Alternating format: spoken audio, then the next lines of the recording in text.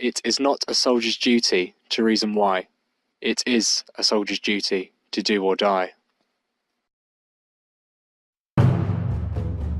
May 1940, 400,000 British and Allied forces are stranded on the beaches of Dunkirk.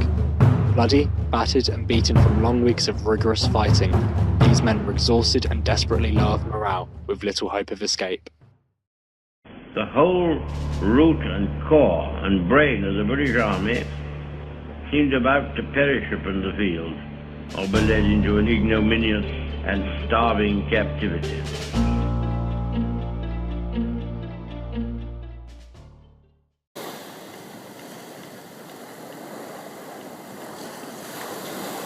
Back in England, time was running out. The entire British Army was wholly at the mercy of Hitler and his advancing forces. His Majesty's mighty navy was scattered across all four corners of the globe, leaving Britain defenceless against any invasion attempted by the Nazis. The situation was grim. Things were not looking good for England. If she could not liberate her army from the ever-tightening grip of the Nazis, she would surely be defeated. However, there was still hope. Standing here, behind me, is the iconic Dover Castle, and it was from within the depths of this historic landmark that the greatest rescue operation in our island's history was about to take place. This is the story of heroes and bravery, of hope and valour, of victory in defeat. This is the story of Operation Dynamo.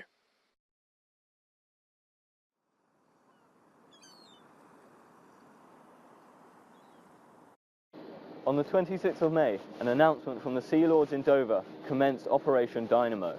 Less than 24 hours later, the evacuation was fully underway.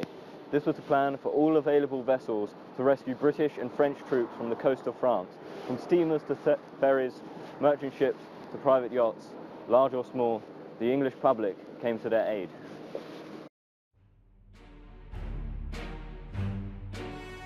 In the early hours of May the 27th of May 1940, the Royal Navy, accompanied by a fleet of civilian ships, sailed across the wailing winds and the rough waters of the unforgiving Channel Sea, into the explosive barrage of enemy gunfire. Meanwhile, on the beaches of Dunkirk, English soldiers suffered in the blazing heat of southern France. The air was filled with the crash and thunder of German artillery. The mighty British Army was reduced to nothing more than scattered ants, entirely at the mercy of the advancing German boots. By the 27th of May, the evacuation of the British Army was in full throttle. Thousands and thousands of soldiers were starting to be shipped home, but the worst was not over yet. German bombardment of the port continued, and the enemy aircraft relentlessly attacked the returning ships filled with British and French troops. The force behind this devastation was the German Luftwaffe, which in the space of a single day dropped 15,000 high explosive, 30,000 incendiary bombs on the approaching rescue ships, making it nearly impossible for the fleet to sail past the wall of destruction and make it to the awaiting Allied troops. The evacuation would have gone disastrously wrong if not for one opposing factor: the defence and determination of the Royal Air Force.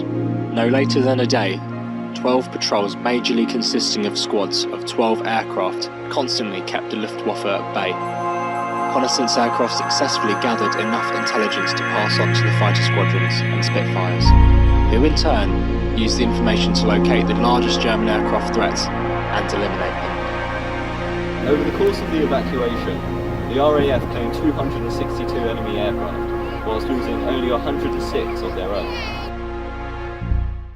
However, there were dire consequences resulting from Dunkirk.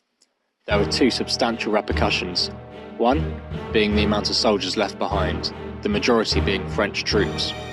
Additionally, the amount of equipment that had to be abandoned was significantly high: 65,000 vehicles, nearly 2,500 cannons, and a staggering 377,000 tons of supplies.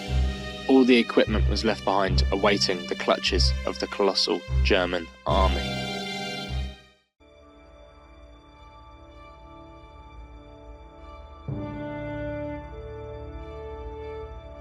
Despite this, the evacuation was a major success.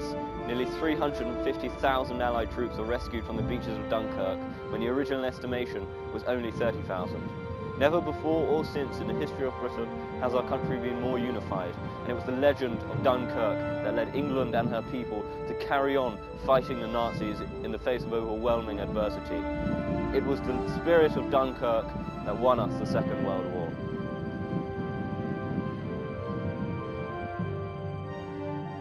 Fight on the beaches, we shall fight on the landing grounds, we shall fight in the fields and in the streets, we shall fight in the hills, we shall never surrender.